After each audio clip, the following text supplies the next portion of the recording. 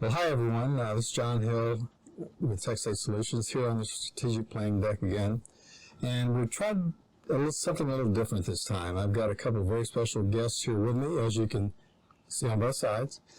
My good friends Mark Winters with Rapid Fire Tools and Amelia Paro with ID Agent. And we're just going to have kind of a loose flowing conversation around cybersecurity and some of the aspects of things that we really should be looking at as a whole for the community. Mark, would you like to say? Yeah, John, it's terrific to be here on the strategic planning deck. Is that what we call it? Yes, indeed. It's fantastic. Thanks for having us. Yeah, I'm thrilled to be here. I'm thrilled to be one of the first guests on Thoughts from the Deck. This is very exciting. Yeah, the format is a little different this time because we do have guests on, and we thought it would be a nice change from what we normally do. So hopefully you'll like it, and let us know that.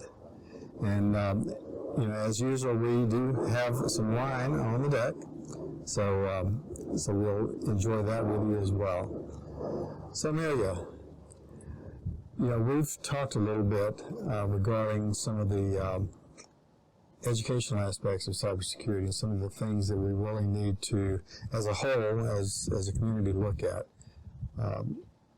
What are some of the most important aspects of that you can see? Well, John, so you hit it kind of on the head there with education. And as the threat landscape continues to get worse, the dark web is prolific, cybercrime is not going away. It really isn't, and it's only going to get worse. And businesses around the globe, doesn't matter of the size, everyone is a victim and a potential victim, right? It's only a matter of time. It's no longer a matter of if, it's when. And one of the best things that any business can do is fortify the human firewall. So I'm not saying that humans need to be the only line of defense. Having users and employees and educate them is a critical component of your cyber resilience.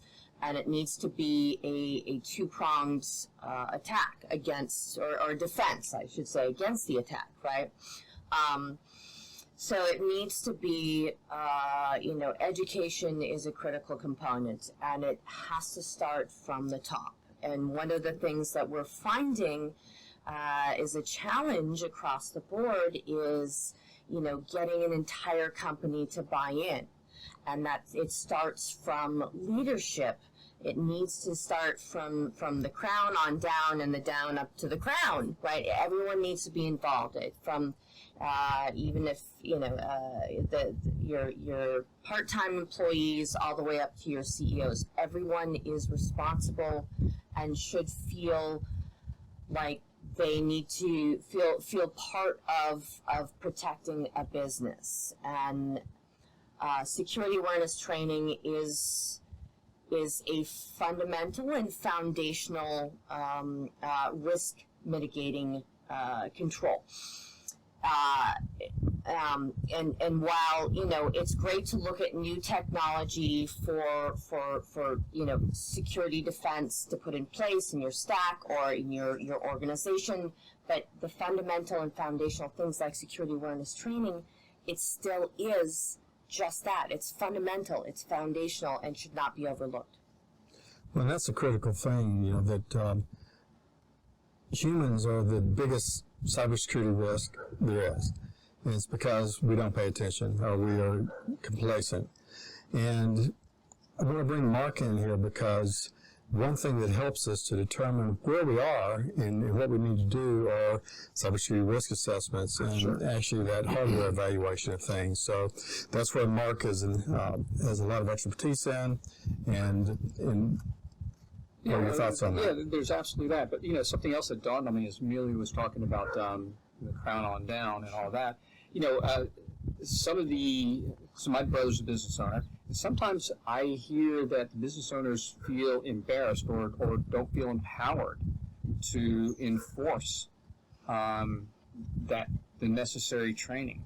And, where I come from, we've been doing tools to automate assessments for over a decade now, and then again working on tools that help MSPs like you, John, do compliance. But compliance is so much a big part of that, and having the policies and procedures and enforcing that, it becomes that huge component of making sure that the stupid humans, they are the weak link, and you've got to do what's right to help these business owners make their companies more secure.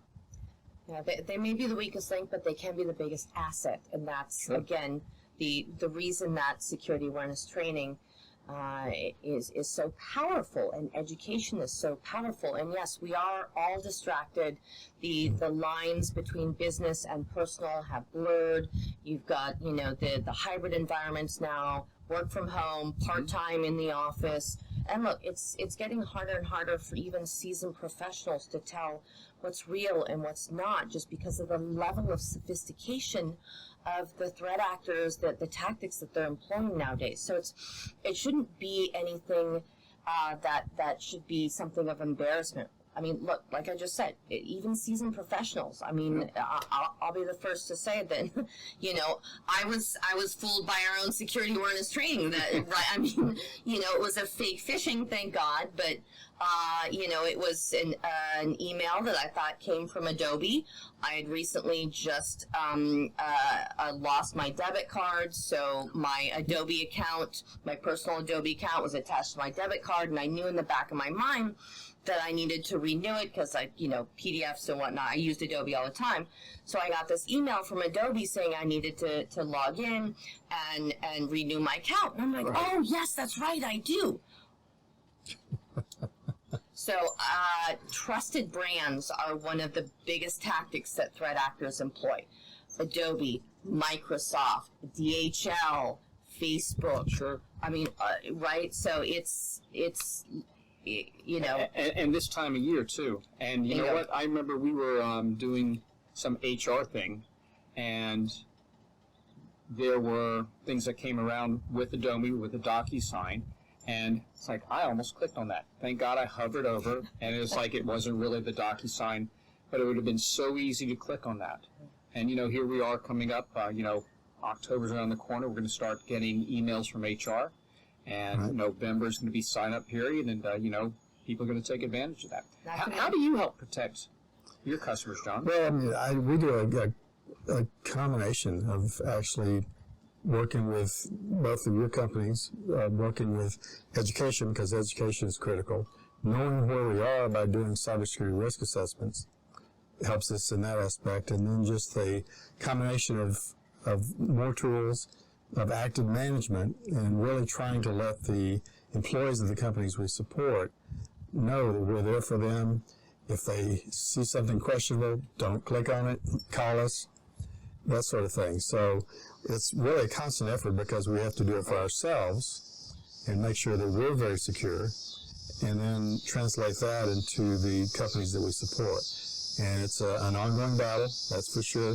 People still don't like security, don't like having to do security, but it's critical these days because the threat vectors are just everywhere, and the threat landscape is evolving and changing and growing, and I don't want to have to pay a ransom, I don't want to have to talk to my clients and say, okay, I lost your data.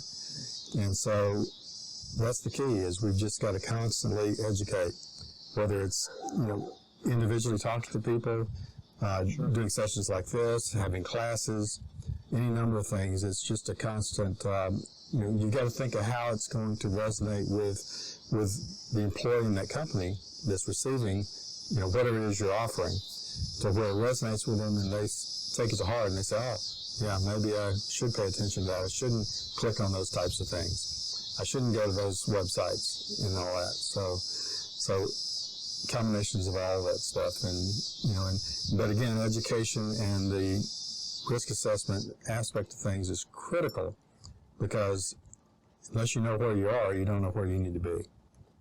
Absolutely. Well, everyone, thanks for joining us today for Thoughts from the Deck. If you found this useful, we really would appreciate you sharing it with your friends, and hopefully we can help. If you would like to contact me, to have a brief conversation about your business, just go to www.techsagesolutions.com, and we'd be happy to talk to you and see what we could do to help you. So thanks to Amelia, thanks to Mark, and thanks to you for joining us today. Cheers. Cheers. Stay safe out there.